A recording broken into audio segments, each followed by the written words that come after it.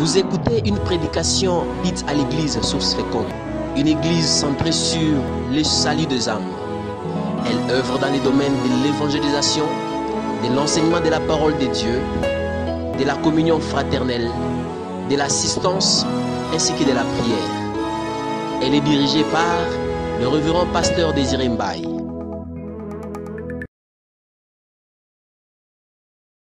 Est-ce qu'on peut s'élever? Tunaweza kusimamia juu. Tiens-toi debout, lève tes mains. Simama juu, nyosha mikono yako. Oh, il n'y a rien qui dépasse la présence de Dieu. Hakuna kile kinapita uwepo ya Mungu. Nous avons un Dieu merveilleux. Tuko na Mungu mwema. Devant lui, Mbele yake nous comprenons que nous pouvons tout réussir. tunaelewa ya kwamba tunaweza kuweza yote, Et ça nous pousse à compter sur lui. na ile bila kupoteza hata kitu moja. Oh, alléluia. Nos cœurs sont tournés vers lui. Mioyo yetu inamtazamia Bwana. Nous chantons ensemble avec la chorale Au roi vit pour toujours. Tunaimba pamoja na kwaya, mfalme ishi kwa milele. Jésus est la raison de notre vie. Yesu anakuya sababu ya kuishi La kwetu, raison de notre existence. sababu ya kuishi kwetu. Oh, alléluia. Tu as raison de vivre à cause de Jésus-Christ. Unakuya na sababu ya kuishi kwa ajili Tu ya as Yesu. raison d'espérer à cause de Jésus. Unakuya na sababu ya kutumainia kwa ajili ya Yesu. Alléluia. Oh, merci. Oui, élève ta voix, commence à le bénir. Paza sauti yako, anza kumubariki. Oh, bénis-le. Bénis-le. Oh, merci Jésus. Chante avec Merci moi. Jésus. Au roi, vis pour toujours. Vis pour toujours. Et que Jésus, le Fils de ton amour, demeure la seule raison. Demeure la seule raison de nos louanges. Ensemble avec les anges. Ensemble avec les anges. Dans le merveille des rachetés. Chantons à l'unisson. Chantons à l'unisson. Encore une fois de tout ton cœur. Au roi, vis pour toujours. Que Jésus le Fils de ton amour demeure la seule raison de nos louanges. Oui, ensemble avec les anges, dans le merveille des rachetés, chantons à l'unisson, chantons à l'unisson. Yahweh biso tokotombola kombo na yo. Yahweh biso kitina yo yangolu. Zala na mitema tozotatola. Na mitema tozotoli yosanza. Totomboli maboko na likolo.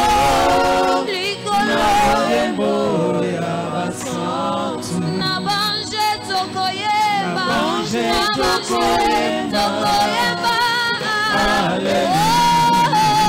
Sainteté à ton nom.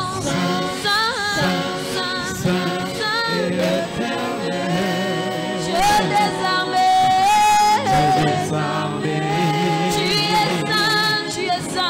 Tu es saint. L'honneur et la gloire. T'appartient à jamais.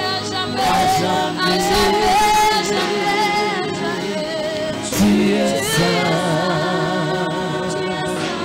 Yahweh. Oh, merci. Sois béni, Seigneur. Sois élevé ce matin. Oh, tu es merveilleux. Nous bénissons ta présence ce matin. Nous te bénissons ce matin. Tu es le roi qui vit pour toujours. Tu es le roi qui règne à jamais. Oh, je bénis ta présence ce matin. Reçois l'honneur, Reçois la puissance et la gloire et la majesté. Sois élevé ce matin. Merci Jéhovah. Nous te bénissons Seigneur. Oh merci. Oh merci. Gloire à toi Jésus. Oh alléluia. Merci Jéhovah. Sois béni. Barikiwe. Au nom de Jésus. Est-ce qu'on peut dire Amen et acclamer très fort pour le Seigneur? Que Dieu vous bénisse.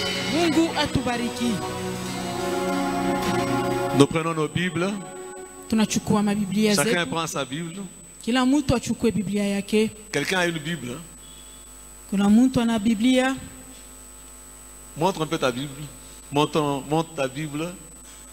Montre la Bible.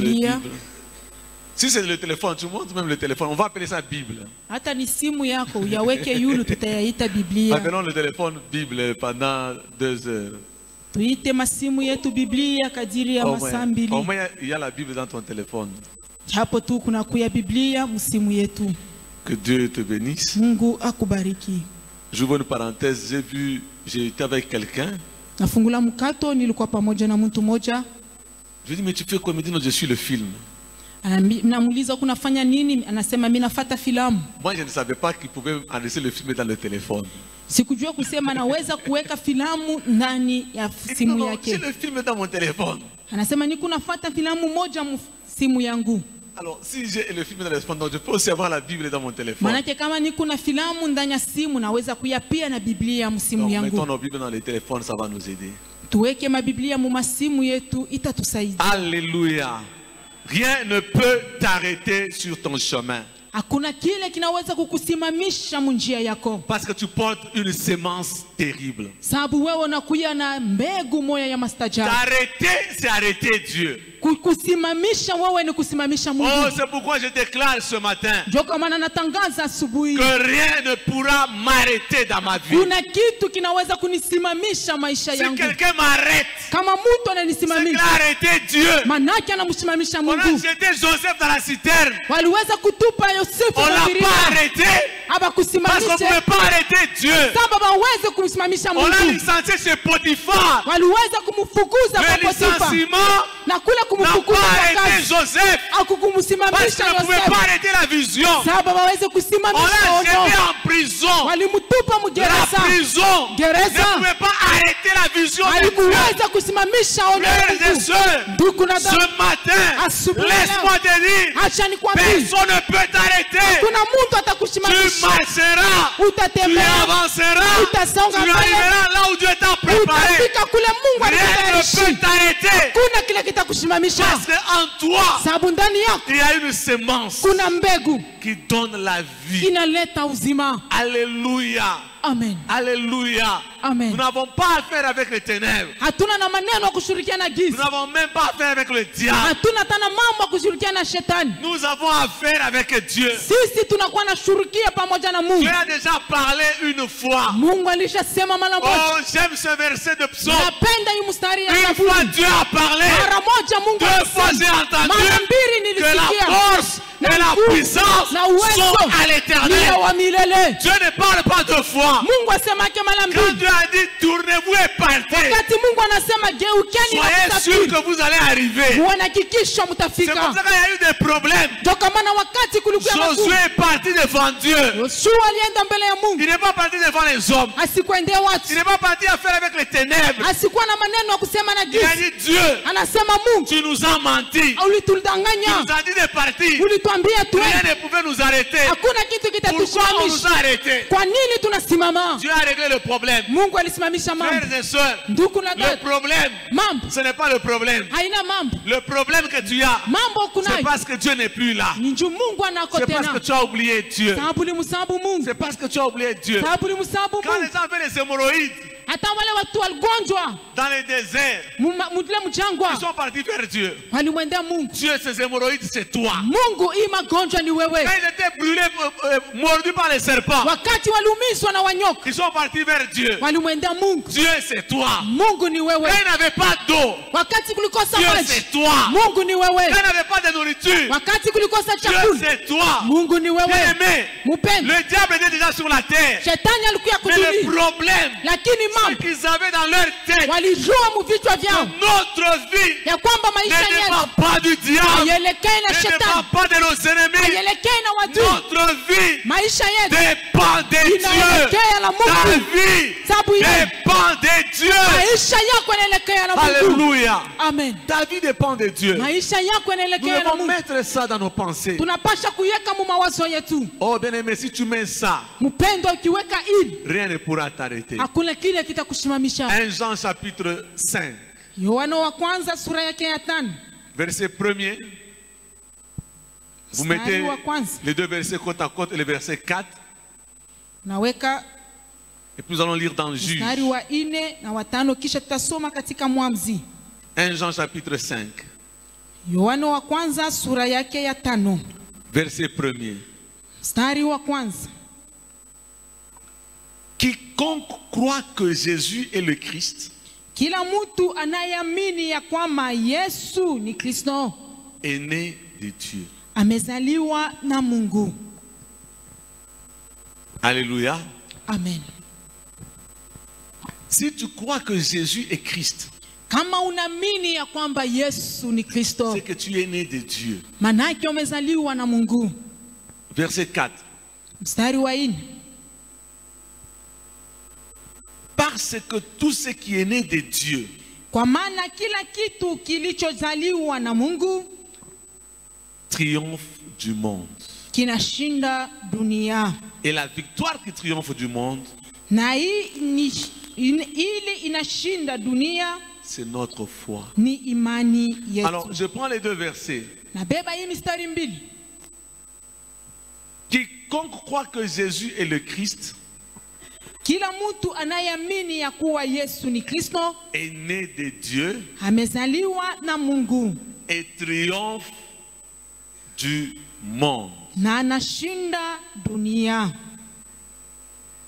Et la victoire qui triomphe du monde, Na ushindi inayotawala dunia c'est notre foi. ni imani yetu. Deux verbes m'intéressent. Le premier verbe, c'est naître. Matamko mbili inanipatia furaha. Ya kwanza ni kuzaliwa Le deuxième verbe, c'est triompher. na ya pili ni kutawala ama ushindi. Par définition, Kwa namna ya kufasiria, si on dit que tu es né de quelqu'un, kama nasema unazaliwa na mtu, c'est que tu es né de la sémence de ce quelqu'un-là, de cet homme. manake unazaliwa toka mbegu ya ule mtu. Naître de quelqu'un, Kuzaliwa kwa mtu c'est naître de sa sémence. ni kuzaliwa kwa mbegu yake. Donc, quand Jésus devait naître, Manake wakati Yesu alipasha kuzaliwa, parce qu'il était fils de Dieu, vile alikuya mwana wa Mungu, Dieu n'a pas voulu qu'il naisse de Joseph. Mungu hakutaki azalikwe na Yosefu. Marie a posé la question à l'ange. Maria anamuuliza malaika, Comment ça va se faire? namna gani itafanyika? Il dit non, c'est simple. Anasema ni wepesi, L'ombre du Tout-Puissant te couvrira. kimvuli cha Le wa Mungu weze Saint-Esprit kitakufunika. te couvrira de son ombre. Roho Mtakatifu atakufunika na C'est kimvuli quoi yake, l'enfant que tu naîtras na ule mtoto atazalikwa, sera appelé fils de Dieu. ataitwa mwana wa Mungu. Et quand Nicodème Na wakati Nikodemu vient vers Jésus, anamkaribia Yesu, Jésus dit à Nicodème, Yesu anamwambia si Nikodemu, tu nais d'eau et d'esprit, ukizaliwa na maji na roho, ce que l'ange a dit à Marie, kenye malaika alimwambia Jésus Maria, le dit à Nicodème, Yesu anamwambia que pour Nikodemu, être fils de Dieu, juu ya kuwa mwana wa Mungu il faut naître de l'esprit, inakupasha kuzalikwa kwa il roho, faut naître de Dieu. unapasha kuzalikwa na Mungu. Donc pour naître, Kwa ajili ya kuzaliwa il faut porter la sémence inakupasha mbego de la personne qui t'engendre. ya mutu ule kuna kuzaa. Alléluia. Amen. J'espère que j'explique assez simplement. Il ne faut pas que ça soit compliqué. Napenda kuyafasiria kwa wepesi, siku ya mvuruko, Parce que moi-même, je n'aime pas trop de choses compliquées. sababu mimi pia sipendaki vitu vya mvuruko. Donc, je retiens. Nashika pale. Donc, pour naître, de quelqu'un, il faut naître de sa sémence. Juu ya kuzaliwa toka mutu inapasha kuzaliwa toka mbegu yake. Pour naître de Dieu, il faut naître de la sémence de Dieu. Juu ya kuzaliwa na Mungu unapasha kupata mbegu ya Mungu. Alors, dans Jean chapitre 1er, Katika Yohano sura yake ya kwanza, à partir du verset 12, nous n'allons pas lire. tokea mstari wa 12 hatutayasoma. On nous dit à ceux qui l'ont reçu, à ceux qui croient en son nom, elle leur a donné, c'est la parole, le pouvoir de devenir enfants de Dieu, lesquels sont nés Wanasema, non de la volonté d'un homme, wanasema kwa ule aliyezalikwa, aliyopokea neno la Mungu anapata, hapana kwa mapenzi ya mtu, non de la volonté d'un homme, hapana kwa mapenzi ya mais mtu, de la volonté de Dieu. lakini kwa mapenzi ya Ah, Mungu. donc la parole de Dieu Manake neno la Mungu fait que les gens naissent différemment de ce qui s'était naturellement. inafanya watu wazalike kwa namna ya kuachana na kile walikuya tokea umbile. Pourquoi? Kwa nini? Ils portent une sémence Wanapata mbegu moya qui est la parole de Dieu. inakuwa neno la Mungu. Mais aussi longtemps que tu porteras cette sémence, Japo utakuya na ile mbegu, vous savez, on nous a commencé à nous dire des choses walianza kutuambia vitu que nous devons beaucoup prier, ya kwamba tunapasha kuomba sana, nous devons venir à l'église. tunapasha kuya kukanisa. Ici, je ne parle pas de ceux qui viennent à l'église. Hapa siseme juu ya wale wanakuya kukanisa, Je parle niko nasema de celui-là, juu ya ule, de celle-là juu ya yule qui a en lui ou en elle la sémence de Dieu. heko na ndani yake mbego ya Mungu. Ok. Mais c'est quoi la sémence de Dieu? Sasa mbego ya Mungu ni nini? Elle est différente de toutes les autres sémences. Inachana na mambegu yoyote. Si vous voulez avoir le maïs, Ukitaka kupata miindi, vous semez le maïs. unapanda miindi. Donc je comprends une chose, Naelewa kitu moja, qu'une sémence ya kwamba mbegu engendre iko na zala comme résultat kama matokeo sa nature. hali yake. Vous êtes d'accord avec moi?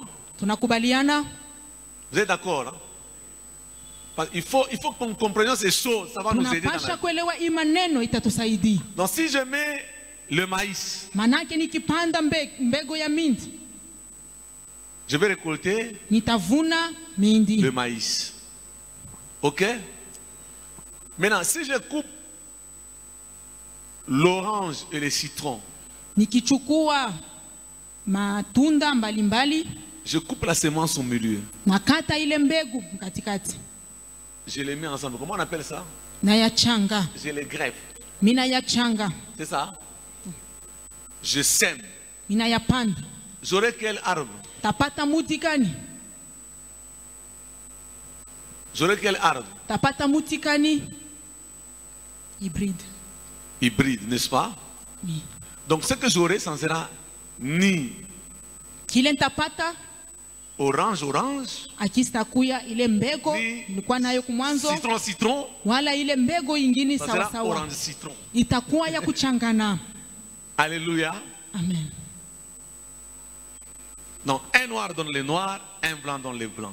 Ninasema Un noir et keushi un pia blanc kinaleta donne keupe, keushi kinaleta keushi. Mzungu na mweupe banaleta bale bakuchangana bakafuzo. Kafuzo. Alléluia. Amen. Voilà, donc nous aurons maintenant dans peut-être un peu 1 Pierre chapitre 1er verset 23. Mweke Petro wa kwanza. Il faut que les enfants de Dieu nous comprennent certaines vérités. Watoto wa Mungu wanapaswa kuelewa maukweli ingine. 1 Pierre Petro wa kwanza chapitre 1er, 1 Pierre, sura yake ya kwanza. Pierre aussi a parlé de bonnes choses aussi. Petro naye alisema maneno mazuri. Est-ce qu'on peut lire ensemble ce verset? Tunaweza kusoma pamoja hii mstari. 1, 2, 3. Puisque vous avez été régénérés, non par une sémence corruptible, mais par une sémence incorruptible, par la parole vivante et permanente de Dieu. Alléluia. Amen. Ça s'adresse à nous. Hii inatuelekea sisi. On dit régénérer. Wanasema mulitiliwa kipya, Ré, de nouveau. kufaniwa kipya. C'est-à-dire que nous étions déjà nés. Manake tulisha zaliwa, Il fallait nous régénérer. ilipasha tuzaliwa kwa mara ya pili. Mais pour nous régénérer, pour naître de nouveau, Sasa juu ya kuzaliwa kipya, Dieu devait utiliser une semence Mungu alipasha tumia mbegu moja différente de la semence des hommes qui nous a fait naître avant. yenye kuachana na wale watu walituzala kwa kwanza. Donc avant, Kabla j'avais la semence de mon père, de ma mère. nilikuya na mbegu ya baba yangu na mama yangu. C'est comme ça que je porte le sang de mon père et de ma mère. Ni vile minakuya na damu ya mama yangu na baba yangu. Dans le sang, Ndani ya damu il y a le lien de famille. munakuya vifungo vya jamaa, Ok? Parce que c'est le sang de la famille. sababu ni damu ya jamaa. Maintenant, quand je suis régénéré, Sasa wakati minafaniwa upya, je porte une autre semence. minakuya tena na mbegu ingine, Cette semence, na ile mbegu la Bible l'appelle la semence incorruptible, Biblia inayaita mbegu isiyoharibika, qui est la parole vivante et permanente de Dieu. inakuwa neno yenye uzima na yasipomalizika ya C'est-à-dire, Mungu. en réalité, Manake kwa ukweli, aujourd'hui, leo ce que je suis, kile niko ce n'est pas le résultat haina de matokeo la semence de mon ya père. mbegu ya baba yangu. Ce que je suis aujourd'hui, Kile niko leo c'est le résultat ni de matokeo la semence de Dieu, mbegu ya qui est la parole de Dieu. inakuya neno la Mungu. Alléluia. Amen. Ta vie Maisha yako est le résultat ni matokeo d'une autre semence, ya mbegu ingine qui est la parole de Dieu. inayokuya neno la Mungu. Bloquer ta vie, Njoo ya kusema c'est kusimamisha bloquer maisha la yako parole de ni Dieu. kusimamisha neno la Mungu. Ta nature, Na hali yako c'est la nature de la parole ni de hali Dieu. ya neno la Mungu. Jésus dit à Nicodème, Yesu anamwambia Nikodemo, Nicodème, le Nikodemo, vent souffle, pepo tu ne inapepo, sais d'où il vient, hatujue kwa ni nini où inatoka, il va. wale kule inaenda. Arrêtez le vent, Kusimamisha c'est pepo impossible. haiwezekani. Le vent Pepo est expansible. inakuya Oh, pasipo je dis à kukamatwa quelqu'un, na ta sandu. vie Maisha yako est expansible. inakuya Elle sipokamatwa, va prendre l'espace que tu lui inapaswa kubeba donneras. hali yenyewe, inapaswa kubeba. Alléluia. Amen. L'expansion Yule kukuzanzalala signifie manake aussi longtemps que vous allez donner au vent cet espace, japo tu mutampatia mpepo ile pazi munamkatia, il le prendra. ataichukua. Toi aussi. Nawe pi Aussi longtemps que tu donneras de l'espace dans la vie, japo tu tu batakukatia pazi awe kupanda, prendras toutes les Utaichukua opportunités ile pazi qu'on yote. te donnera dans la vie. ile yote batakupa maisha Parce que yako, tu es comme du vent. sababu uko kama mpepo. Personne ne peut t'arrêter. Hakuna mtu atakusimamisha, Personne ne peut t'arrêter. hakuna mtu Oh, atakusimamisha. bien-aimé. Mpendo, Pourquoi? kwa nini? Parce que tu portes. Sababu unachukua, Tu es né d'une semence incorruptible. unazaliwa toka mbegu isiyoharibika. Ah, je comprends aussi. Pale naelewa tena, S'il y a une semence incorruptible, kama kuna kuya mbegu isiyoharibika, c'est qu'il y a aussi une semence. manake kuna kuya tena mbegu ya kuharibika. Ok. Mais la première semence, Sasa mbegu ya kwanza c'est celle qui était corruptible. ni ile ilikuwa ya kuharibika. Donc, les premières semences dans ta vie, Manake mambegu ya kwanza mu maisha yako ce sont des semences ni corruptibles mambegu yenye kuharibika, que tu vas remplacer aujourd'hui yenye utaweza par kupadilisha des leo semences incorruptibles. kupitia mbegu Par la isiyoharibika, parole puissante de Dieu. kupitia neno la uwezo ya Mungu. Oh, alléluia. Amen. C'est pourquoi celui qui est né de Dieu, Ndio kwa maana yule anayezaliwa la na Mungu, Bible dit, Biblia inasema il triomphe. anashinda. Alléluia. Amen. Il triomphe. Anashinda. Celui qui a la semence de Dieu, Yule anayekuya na mbegu ya Mungu il triomphe anashinda du monde. dunia. Alléluia. Amen. Adam et Ève, Adamu na Hawa, Dieu ne leur a pas donné le monde. Mungu akuwapa dunia. Dieu a créé le monde. Mungu aliumba dunia. Quand il a fini de créer le monde, Wakati anamaliza kuumba il dunia, a créé le jardin d'Éden. anaumba bustani la C'était Edeni. localisé. Ilikuya yenye kupangwa mzuri na Il mipaka, les a mis là-bas. anawaweka mule. Quand ils ont péché, Wakati walitenda zambi, ce que je dis c'est biblique, n'est-ce pas? ile ni kuna sema ni ya Vous êtes mubiblia, d'accord avec moi? tunakubaliana. Quand ils ont péché, Wakati walitenda zambi, qu'est-ce que Dieu a fait? Mungu alifanya nini? Il les a Aliwafukuza. chassés d'où? Aliwafukuza wapi? du jardin. mushamba, Mais ils étaient toujours walikuya paka dans kudunia, le monde. walikuya kuduni. Donc Dieu ne leur a pas donné le monde. Manake Mungu asikuwapa dunia. Dieu a donné à Adam et Ève. Mungu aliapa Adamu na Hawa. Et Dieu s'est rassuré qu'ils ne peuvent plus rentrer dans le jardin. Na Mungu alijihakikishia kwamba wasirudi tena katika bustani. N'est-ce pas? Vous avez déjà lu ça? Mulishasomaka ile? Dieu a mis les chérubins avec des épées Mungu aliweka wa makerubi na flamboyantes bipanga vya moto pour qu'ils ne rentrent plus, ili wasirudi tena, qu'ils aillent loin. waende mbali na bustani. Pourquoi ils devaient aller loin? Kwa nini walipasha kwenda mbali na bustani? Parenthèse, je profite pour enseigner. Nafungula mkato ili nifundishe. Parce que si d'abord ils ont mangé le fruit qui était défendu, Cha kwanza walikula tunda yenyewe iliwakatazwa, ils étaient dans le péché. walikuwa katika zambi. S'ils rentreraient, Kama waliweza tena kurudi dans le jardin, il y avait aussi un autre arbre. mubustani, mulikuya tena muti ingine, C'est l'arbre de vie. ilikuya muti ya uzima. Ils mangeraient le fruit de cet arbre de vie. Walipasha tena kula muti ya ule tunda ya Et ils ile muti. resteraient éternellement dans le péché. Walipasha kubakia kwa milele muzambi. Or, le plan de Dieu, Japo matengenezo ya ce n'était Mungu pas qu'ils restent éternellement dans le péché. haikukuya wabaki kwa milele Le muzambi. plan de Dieu, Matengenezo ya c'était Mungu la rédemption. ilikuya ukombozi, Qu'ils aillent loin waende mbali pour que Jésus vienne ili Yesu akuje pour aller nous sauver. enda Alors kawaokoe. Dieu devait se rassurer Ambale Mungu alipasha qu'ils ne kuhakikisha rentrent pas pour vivre dans le péché éternellement. wasirudi kuishi muzambi kwa milele, Qu'ils aillent loin. waende Je mbali. vais envoyer le Messie qui Tatuma va Masia sauver et délivrer ces gens. ataokoa na kufungula wale C'est watu. pourquoi Dieu les a chassés Ndio kwa maana Mungu et aliwafukuza il a bloqué les na chemins. aliweza kuweka kistari kwa njia. Quand Lot et Adam se sont séparés et Abraham se sont séparés, Wakati Loti na Abrahamu waliweza kuachana, Lot a choisi ce qui était vert. Loti alichakula yenye ilikuya mzuri na bustani mzuri. La Bible dit Biblia inasema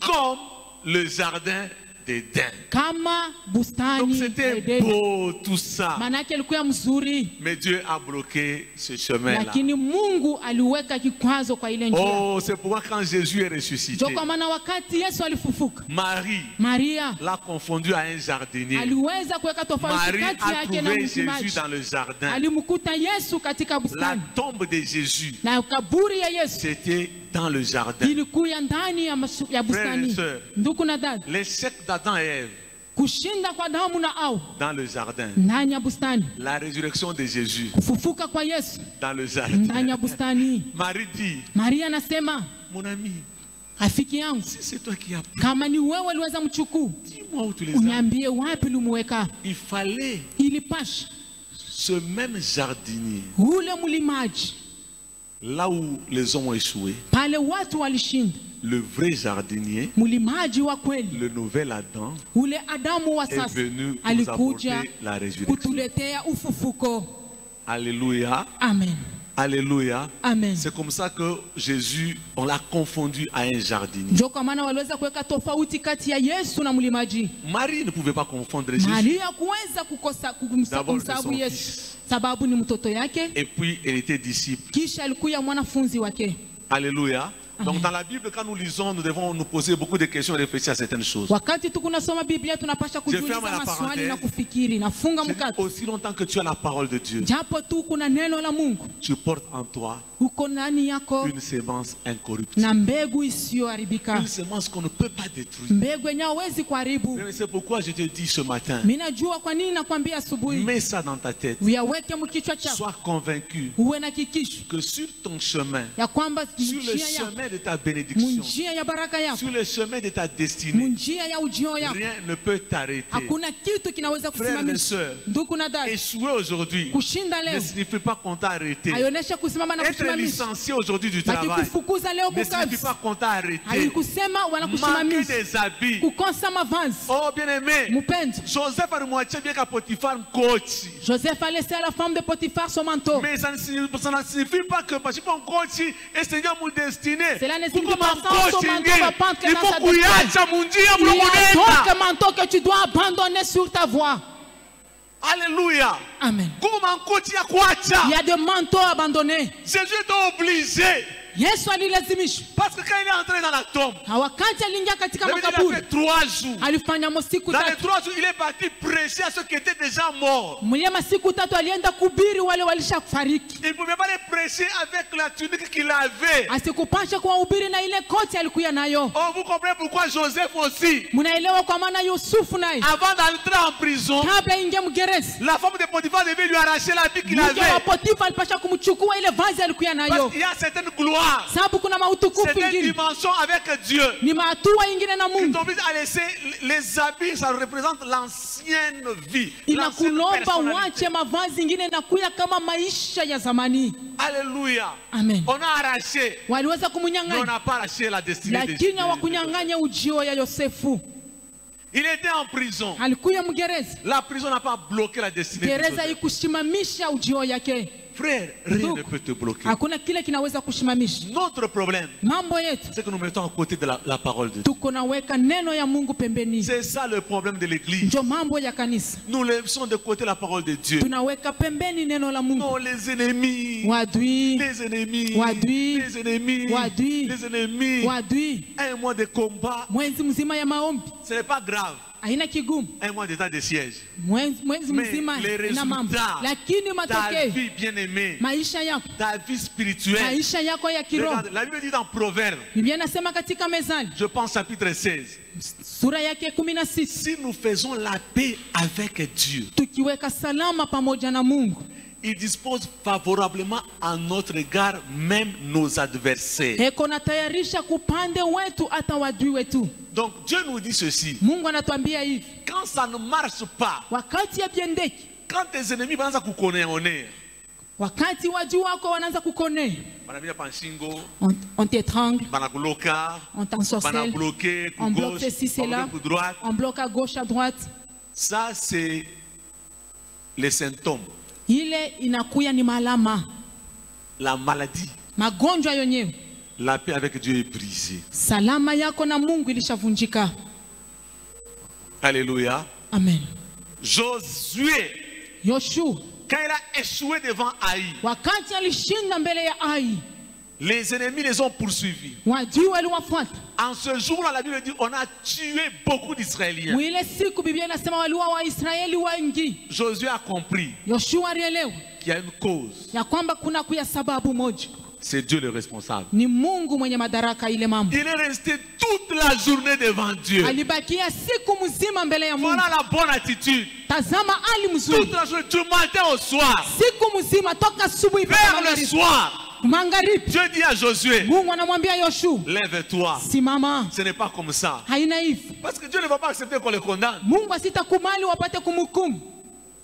Que tout homme soit reconnu pour menteur Mtu wote ajulikane kuya mdanganyifu et Dieu seul pour... na Mungu ye vrai. peke mwenye Alors, ukweli. Dieu ne peut pas accepter qu'on le condamne. Mungu Il dit asitaichikia à wa Josué, mhukumu. ce n'est pas Anamwambia moi. Yosefu ana mie, Appelle tout le monde par famille, ita par watu tribu, wote kwa jamaa, par tribu. kwa kabila, Et chaque tribu par famille. na kila kabila kwa Et chaque jamaa, famille et tout ça, etc. na kila jamaa kwa nyumba. Quand Josué fait tout ce que Dieu lui Na demande, pale Yoshua alifanya yote Mungu alimwomba, il tombe sur Akan. anangukia pa Akani. Au début, il n'avait même pas de prophétie. Pale akukwata maunabii, Que, comme il y a maintenant des détectives spirituels. vile kuna kuya watu we kuna vumbula vitu kwa kiroho, anafunga tu macho, anapumzika hako Je sens qu'il y a un esprit ici qui pale, peut- anasikia kwamba kuna kuya roho moja fulani, kuna vuruku. Il n'y a pas de problème. Hakuna mambo, Faites. muyafanye ile Mais mnafanya. Josué était avec Dieu. Lakini Yoshua alikuya na Mungu, C'est Dieu qui lui a dit, fais ça. ni Mungu alimwambia fanya hivi, fanya hivi. Frère, Ndugu, même si on ne t'a pas prophétisé, hata kama wakutabiri les prophéties sont bonnes. Hein, maunabii inakuya parce que la mzuri, Bible en parle. Biblia inayasemezee. Et quand vous lisez, la fois passée, je suis avec mon épouse, un pasteur qui prêchait, il dit, Mawakati les ilipita tulipata na mke prophéties wangu, sont données, il parlait en anglais, pour le perfectionnement, pour rendre pour perfectionner l'église. mhubiri mwa alikuwa anasema maunabii kupale njuu ya ukamilisho wa kanisa, Perfectionner. njuu ya kukamilisha kanisa, Tukwe bien kupita. tukuye tena wazuri kupita Ce zaidi. n'est pas pour la détection. Haina njuu ya kuvumbula paka vitu. Alléluia. Amen. Alléluia. Amen. Alors, aspirons à de grandes choses. Tupate kutamania vitu vikubwa. Je dis ceci. Nasema hivi. Aussi longtemps que tu restes accroché à la parole de Dieu. Japo tutabakia mwenye kuambatana kuneno la Frères Mungu. et sœurs, Ndugu na dada, rien ne peut arrêter ta vie. hakuna kile kitashimamisha maisha On va yako. t'arrêter ici. Watakubamba huku, Tu sortiras par là. utatokea On huku. t'arrêtera là-bas. Batabamba Tu huku, sortiras de l'autre côté. utatokea ngambo On ingine. t'arrêtera là-bas. Batabamba Tu kule, sortiras là-bas. La utatokea Bible kule. dit, Biblia mon inasema, serviteur mtumishi wangu prospérera. ataendelea. Alléluia. Amen. Rien ne va t'arrêter. Hakuna kitu kitakushimamisha. On donne un exemple, on va prier. Naleta mfano mmoja na tutaomba. Juge chapitre 13. Waamuzi sura yake 13. Juge chapitre 13, versets 4 et 5. Waamuzi 13 mstari wake wa 4 na wa 5. Et Juge chapitre 16, verset 17. Na Waamuzi 16 mstari wake 17. Commençons par le verset 3. Tuanze pa mstari wa 3. Un ange de l'Éternel apparut à la femme et lui dit, Malaika wa milele akamwonekanikia mwanamke akamwambia, voici, tu es stérile tazama wewe ni tasa et tu n'as point d'enfant. na uzaa, Tu deviendras enceinte utachukua mimba et tu enfanteras un fils. na utazaa mwana. Maintenant, Sasa hivi prends bien garde, upate kujikinga, ne bois ni vin, usikunywe vinyo ni liqueur forte. wala kileo cha nguvu. Ah, ça j'ai mentionné. Ah, voilà qu'il est.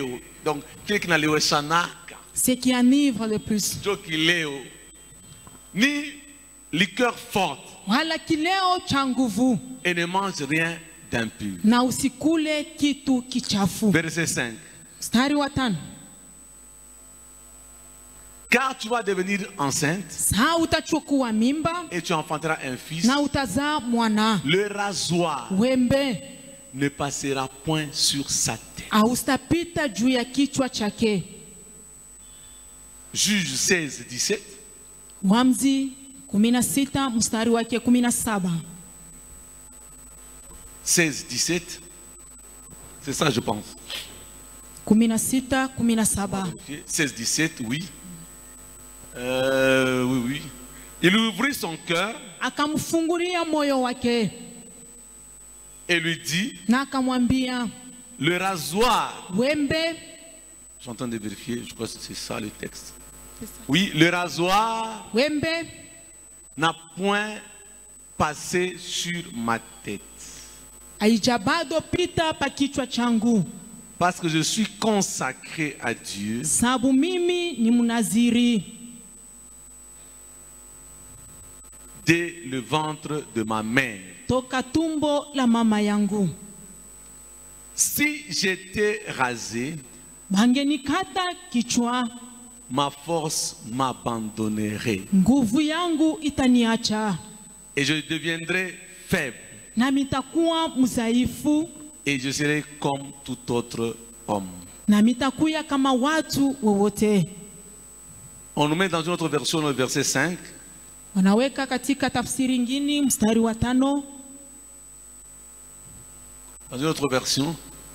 mfasirio ingini, Et lui révéla son secret. na akamwambia siri yake, Mes cheveux nywele yangu n'ont jamais été coupés, hayabado kukatwa, car j'ai Sam. été consacré à Dieu dès avant ma naissance. mimi ni mnaziri toka tumbo la mama yangu. Si on me coupait les cheveux, Bangenikata nywele, je perdrais ma force nitapoteza nguvu zangu, et deviendrais aussi faible na mitakuya tena mzaifu qu'un homme ordinaire. kama mtu kawaida. Est-ce qu'il y a une autre version? Kuna fasirio ingine, Darby, oui. Je prends juste la dernière partie. chukua sehemu ya mwisho, Et je serai na mitaku comme tous les hommes. kama watu wote. Une autre version. Fasirio ingine En anglais. Oui, tout français, papa. weka paka Kifransa, Et je deviendrai. na mitakuwa. Non, ça on a lu comme tous les hommes. Il y a une version, on dit n'importe quel homme. C'est quelle version?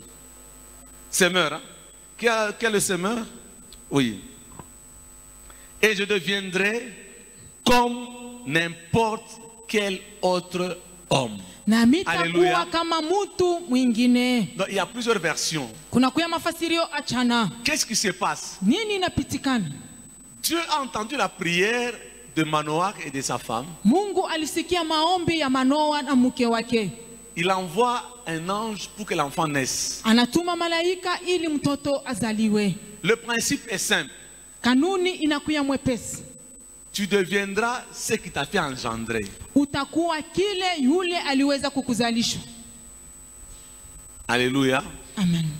Si tu as engendré d'une semence corruptible, Kama unazaliwa toka mbegu yenye kuharibika, ta vie sera corruptible. na maisha yako itakuwa ya kuharibika. Tu mourras un jour. Utafariki siku moja. Mais si tu nais d'une semence incorruptible, Lakini ukizalikwa kutoka mbegu isiyoharibika, tu as la vie éternelle. unakuya na uzima wa milele. Donc tu ne mourras jamais. Manake hautafariki kamwe. Si elle s'arrête sur la terre, Na kama inasimamia kudunia, elle continue au ciel. itaendelea C'est mbinguni. le principe. Ile Dieu, ni kanuni. bien-aimé, Dieu c'est des principes. Mungu ni makanuni kwake. Le monde est régi par des lois et des principes. Dunia inazungukwa na masheria na makanuni. Même quand on dit la vitesse de la lumière, tout ça, les hommes n'ont pas découvert. Ils sont entrés dans ce principe-là. Watu hawakuvumbula ile kanuni, waliingia ndani ya ile kanuni ya kusema mbio ya mwangaza inakuya hivi na hivi.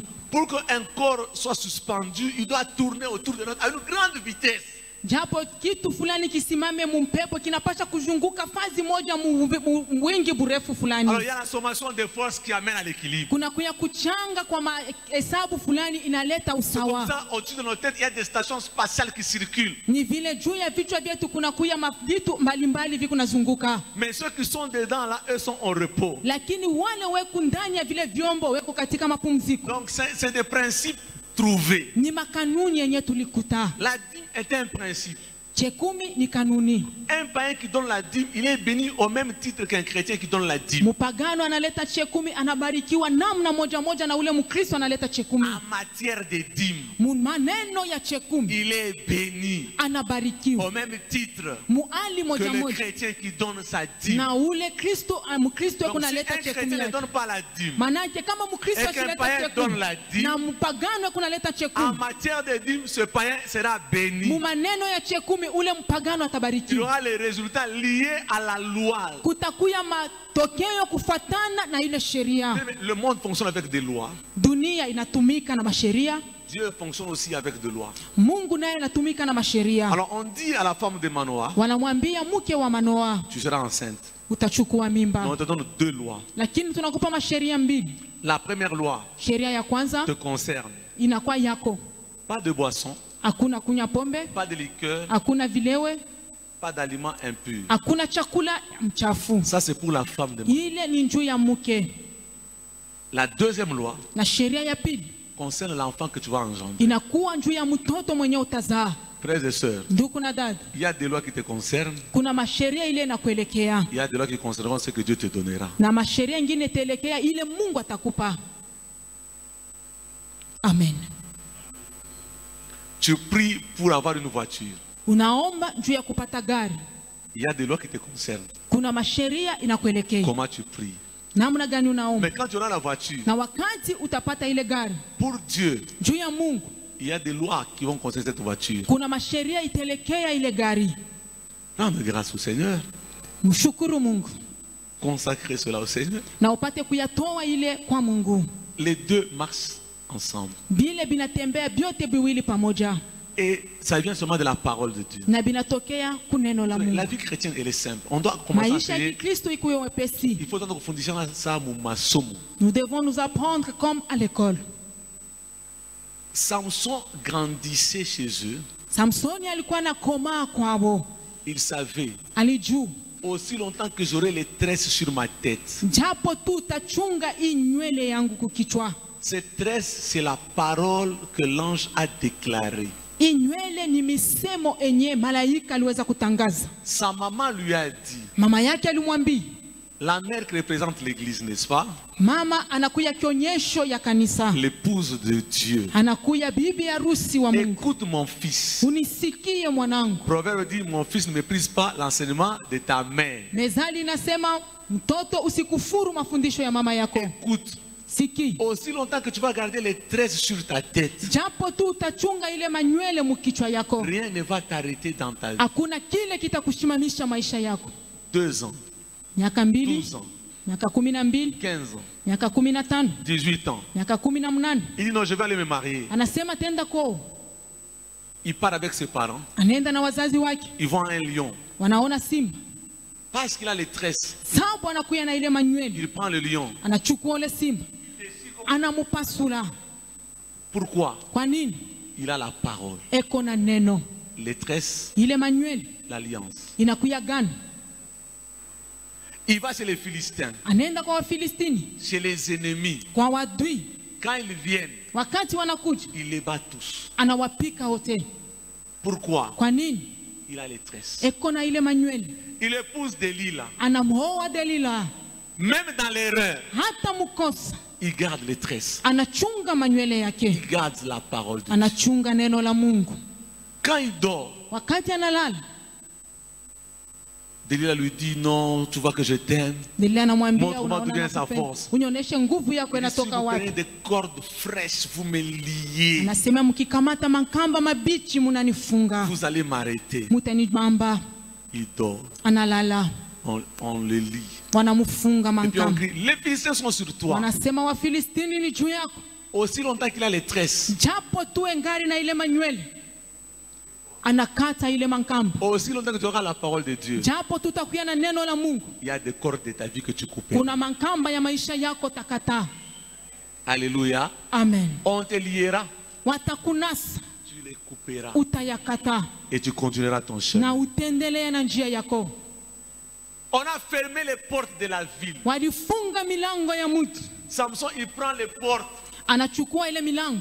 Au lieu d'ouvrir, Kabla ya fungu, il soulève carrément les portes qu'il part avec. anayanyangula na Frère, kutupa na au kwenda lieu nayo. d'ouvrir certaines portes, Japo tu kwa les kufungula soulèveras seulement dans ta vie, tu partiras avec. utainangula maisha yako na kwenda nayo. unababebela milango nyo bakufate kule huko. Tu vas prendre les portes et les gens vont te suivre. Pourquoi? Kwa nini? Les tresses étaient là. Manywele ilikuya ingari kukichwa.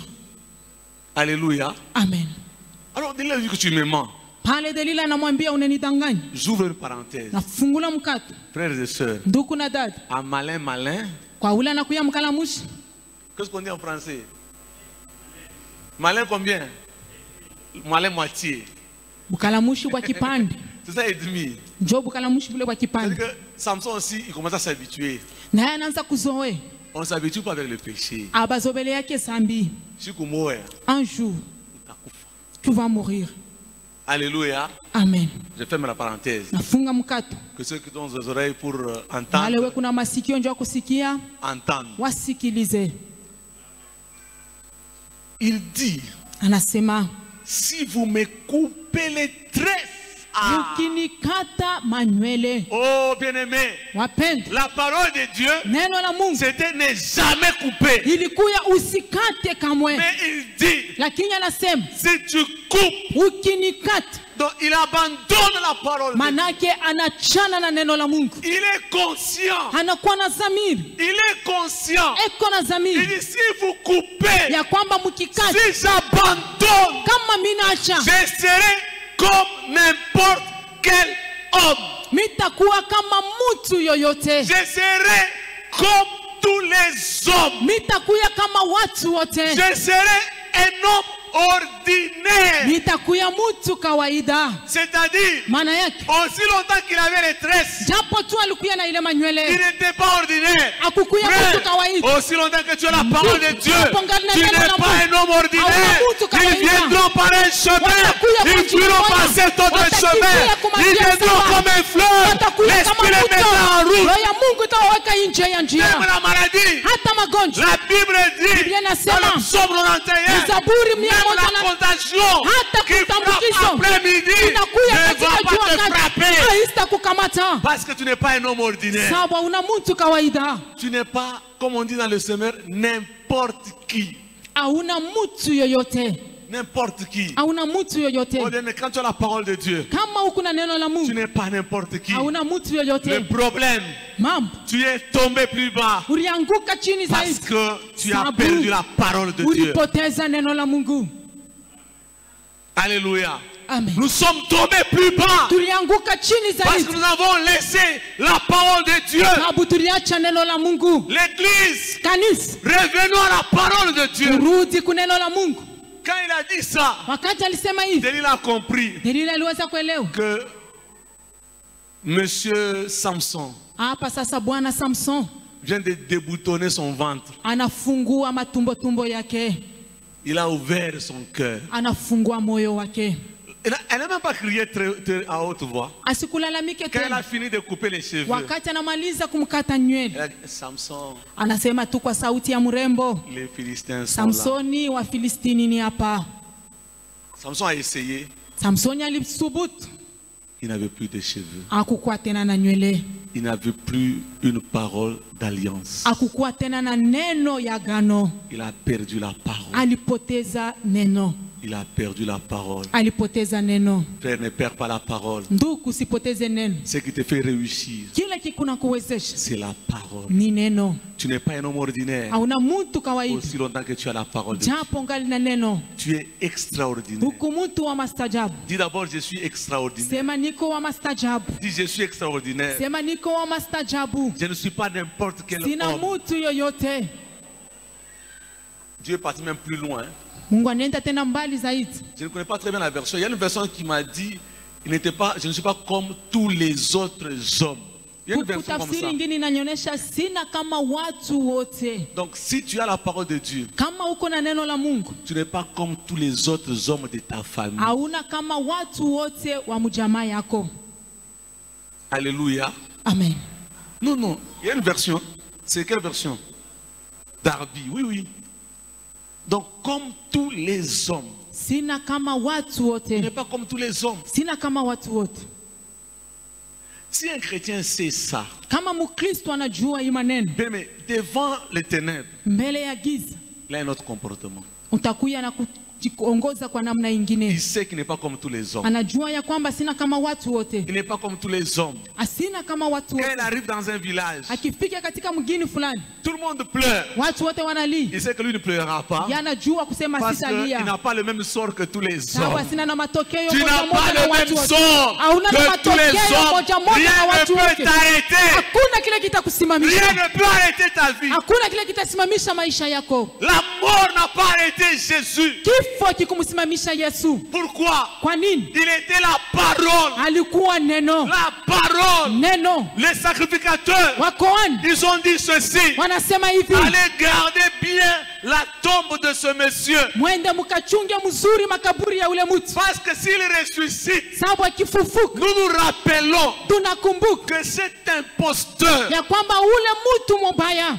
c'est comme ça qu'on dit dans la Bible, hein. ndio vile banamwita mu Biblia, Nous nous rappelons tunakumbuka que cet imposteur avait dit, ya kwamba ule mdanganyifu alisemaka hivi, après 3 jours, kisha siku tatu la parole neno est sortie ilitoka, de la parole. ilitoka kwa Après neno, 3 jours, kisha siku tatu rien ne va arrêter la parole. hakuna kile Alors, kitasimamisha ils disent, neno. allez garder la tombe. Mwende mkachunge ile makaburi, Parce que la deuxième imposture juu kule kunanganyikiwa kwa pili sera catastrophique que la première. itakuya ya mastajabu Alors, ils kushinda ont ya kwanza. gardé. Waliweza Oh, mais kukinga. bien aimé, sachez une chose. Mjue kitu Rien moja, ne peut bloquer la parole. hakuna kile Même kinaweza pas la simamisha pierre, hata même pas les militaires, hata même pas waskari, les armes, hata même pas miti, les sacrificateurs. hata wakuhani. Rien ne pouvait bloquer Jésus. hakuna kile kinaweza kumsimamisha La Yesu. parole, Neno 3 jours, siku quand tatu, il était temps, wakati saa quand la ile parole neno s'est accomplie, neno ilitimizika, il est parti, akaenda il est sorti. akatoka. Oh bien aimé, Wapendwa, Samson, Samsoni rien ne pouvait le bloquer hakuna kile kiliweza parce qu'il msimamisha, gardait la parole. juu alichunga Rien neno. ne te bloquera Hakuna ile aussi kitakusimamisha, longtemps japo que tu tu garderas la parole de Dieu dans utachunga ta neno la Mungu vie. maisha Rien ne yako. va te bloquer. Hakuna kile Mais quand kitakusimamisha. il a perdu la parole, Na wale wakati alipoteza neno, conséquence, matokeo on l'a lié walimfunga, des chaînes wakamfunga na minyororo aux pieds kumiguu et aux mains. na kumikono. Qu'est-ce qu'on a fait? Anafanya nini? On a troué ses yeux. Wakatobola macho yake. Il ne voyait plus rien. Hakuona tena kitu. Vous savez, Unajua, quand on est aveugle, kama unakuya kipofu, on est le plus malheureux de la vie. unakuya mwenye ole Il zaidi tombait maisha. dans les trous, Utanguka il mshimu, tombait partout, unaanguka fazi il ne yote. voyait rien Hakuona tena parce qu'il kitu. n'avait pas les yeux. Sababu hakukuwa tena na macho. Plusieurs Wengi ont perdu les yeux walipoteza macho quand ils ont perdu la parole. wakati walipoteza neno. Plusieurs Wengi sont liés wanafungwa par des chaînes kwa minyororo, aux pieds et aux mains. kumiguu na Ils kumikono, sont liés. wanafungwa. Oh bien-aimé, Wapendwa, tu es là ce soir. uko hapa Tu as asubuhi, laissé tomber la parole. unaweza kuacha neno, Tes pieds sont liés. miguu yako yenye Tes mains fungu, sont liées. mikono yenye Tu es kufunga, devenu aveugle. unakuya Et kipofu, tu tombes dans les na trous. unaanguka Tu tombes dans les mumashimo, trous de la pauvreté, unaanguka dans mshimo les ya trous du umaskini, péché, mshimo dans ya les trous dhambi, de la sorcellerie. mshimo ya Tu ulozi. tombes, tu tombes, Unaanguka, tu tombes. unaanguka, Mais unaanguka. je bénis Dieu. Lakini minabariki Je Mungu. pense le verset 22. Minazalia mstari wa makumi Mettez mbili na un peu mbili. chapitre 16, verset 22. Mweke sura yake 16 Oh, mstari un wa bon makumi mbili na mbili. verset. Ça, c'est la grâce de Hii Dieu. ni neema ya Mungu. Pendant ce temps, Muile wakati ces cheveux qui ont été coupés nywele yake iliwakati, commencent à repousser. Ikaanza Oh, est-ce que tu peux kuota acclamer tena. pour le Seigneur? Unaweza kupika mikono Oh, kwa Dieu Bwana. est bon. Mungu ni mwema. Les cheveux ont commencé à pousser, Nywele kanza à kuota, repousser, kanza kuota à tena, repousser. kuota tena. Il est rentré dans la parole. Alirudi Il tena est mwanao, rentré dans l'alliance. alirudi Ce mwagano. matin, Asubuhi rentre dans la parole, Rudie muneno. rentre dans l'alliance, Rudie mwagano. rentre encore, Rudie tena. rentre encore. Rudie tena. Les ennemis qui se moquaient de toi Wao wajua ne se walikuchekelea. moqueront plus de toi. Hawatakuchekelea Ils auront tena. la viande dans la bouche. Watakuwa na nyama Ils seront mkinywa, en train de chanter, de danser. watakuya na imba na Mais kucheza. pendant ce temps, Lakini mwile à wakati cause de ta kwa parole, ajili ya tu neno vas les lako, renverser tous utawangusha au nom wote de Jésus-Christ. jina la Parce Yesu, que les cheveux sababu nywele ont commencé à ilianza repousser. tena kuota. Oh, ça c'est la grâce de Dieu. Hii ni neema ya Mungu. Oh bien-aimé, Wapendwa, rien hakuna ne kitu peut te bloquer kinaweza kusimamisha aussi longtemps japo tu que tu as la sémence de Dieu. ungali na mbego ya Que tu Mungu as la ndani parole de yako, Dieu. uko na neno ya Mungu. Quand Dieu dit partez, Wakati Mungu anasema endeni, allez, mwendeni, allez, mwendeni, tournez-vous et partez. geukeni na Allez à la kusafiri, montagne des mwende kwa Amoréens. milima ya Wamori, Allez, mwendeni. rien ne peut t'arrêter. Hakuna kile kitakusimamisha. On ne va pas en parler peut-être aujourd'hui. Hatusayasema saa zingine Mais leo, vous savez, dans ce verset, lakini mnajua mwile mstari, hier j'ai aimé le matin quelque chose que j'ai découvert. jana nililivumbua asubuhi. On dit allez jusqu'au grand fleuve. Anasema endeni mpaka kwa mto mkubwa. C'est-à-dire, Manake avec la parole, pamoja na mneno il y a aussi un rendez-vous kuna kuya tena siku ya mapatano à de grandes choses. ku vitu vikubwa. Alléluia. Amen. Non seulement des choses, Aina tu vitu jusqu'au mpaka fleuve. mpaka kumuto. Il avait dit jusqu'au Biblia grand. inasema mpaka kwa mto mkuu, Tu seras aussi au rendez-vous des grands de ce na monde. utakuya na siku ya mapatano ya vitu vikubwa Tu pamoja na seras au Mungu. rendez-vous des grandes dames. Utakuya ku Tu seras mapatano ya au bata rendez-vous bakubwa, des grands généraux, batu bajamadari des bakubwa, grands messieurs, batu des bakubwa, grands hommes d'affaires, batu des bamebiashara grands bangu, choristes, batu des baimbaji grands dans le bakubwa, ministère. bakubwa Tu muhuduma. seras au rendez-vous des grands. Utakuya na mapatano na watu Le wakubwa, rendez-vous des grands. mapatano ya watu Dieu fait wakubwa. des grandes choses. Mungu akunafanya Oh, vitu je vikubwa. prie ce matin. Naomba asubuhi ya Sous leo, tes comptes, chemchem la il y a uzao, un rendez-vous kuna kuya siku moja ya mapatano de la grandeur. ya vitu vikubwa. Alléluia. Amen. Il y a un rendez-vous de la grandeur dans notre Kuna vie. kuya siku moja ya vitu vikubwa. Pourquoi? Kwa nini? La parole Neno de Dieu. ya Mungu. Mettons-nous debout. Tusimamie juu.